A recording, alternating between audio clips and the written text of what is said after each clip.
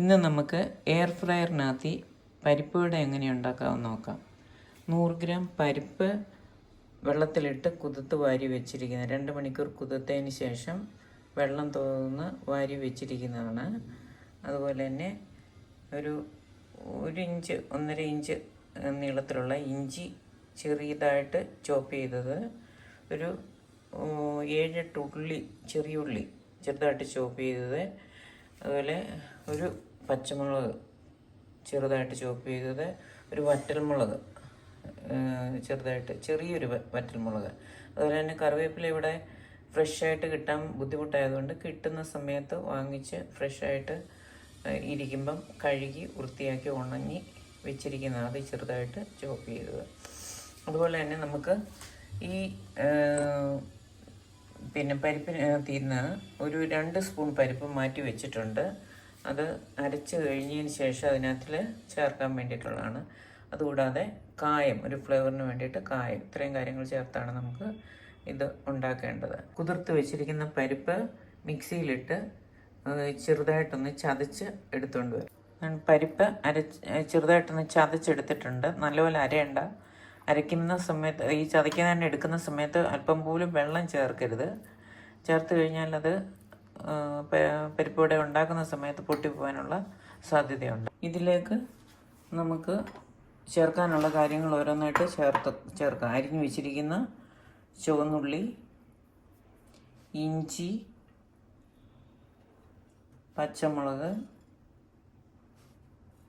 വറ്റൽമുളക്, കറിവേപ്പില. അതുകൂടാതെ നമ്മൾ നേരത്തെ തന്നെ ഒരു 2 ടേബിൾ സ്പൂണ് അരയ്ക്കാതെ പരിപ്പ് എടുത്ത് വെച്ചിട്ടുണ്ടായിരുന്നു. അതും കൂടെ ഇതിൻ്റെ കൂട്ടി മിക്സ് ചെയ്യുകയാണ്.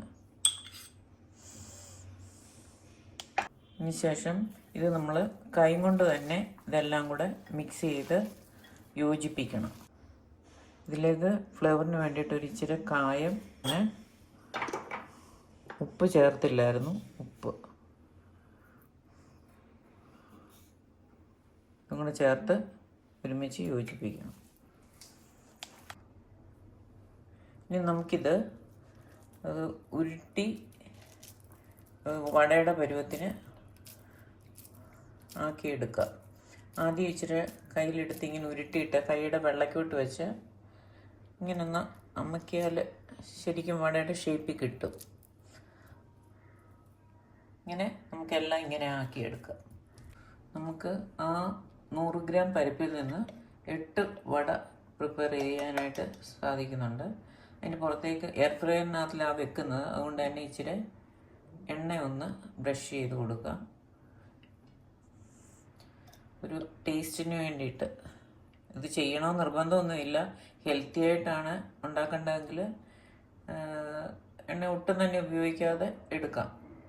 ഏത് ആൾക്കാർക്കും കഴിക്കാം, സുഖമില്ലാത്തവർക്കും എല്ലാം കഴിക്കാം.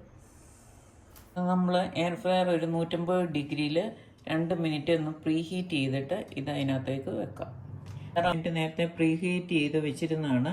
അതിലേക്ക് നമുക്കിനി ഈ പ്രിപ്പയർ ചെയ്ത് വെച്ചിരിക്കുന്ന വട എടുത്ത് നിരത്താം.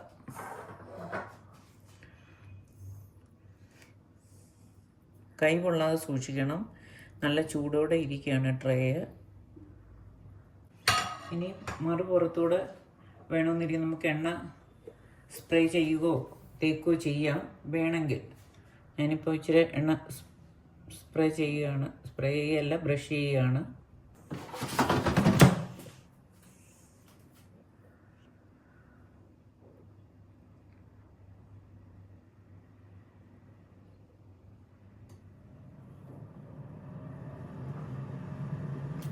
മുപ്പത്തൊന്ന് മിനിറ്റാണ് ഇപ്പോൾ ഇരിക്കുന്നത്.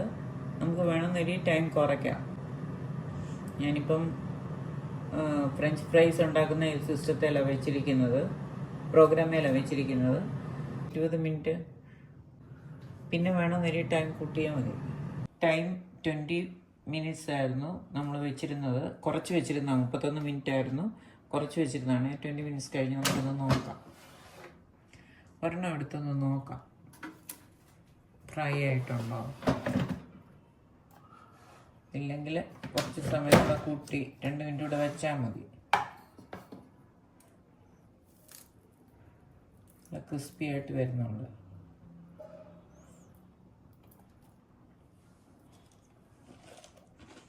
അങ്ങനെ സൂപ്പറായിട്ടുണ്ട്, റെഡി ആയിട്ടുണ്ട്.